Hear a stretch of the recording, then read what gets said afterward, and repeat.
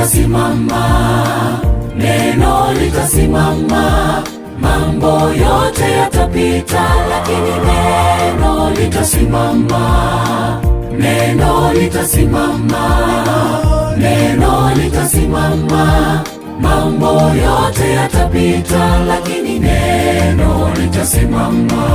Vitabu vingi sana vimeandikwa kwa hekima yake mwanadamu, vikitupotosha waziwazi vile twaweza kuishi vema duniani. Ila yabidi tuelewe kwamba pale mwanzo kulikuwa neno, naye neno alikuwepo kwa Mungu, naye neno alikuwa Mungu. Neno litasimama, neno litasimama. Mambo yote yatapita, lakini neno litasimama.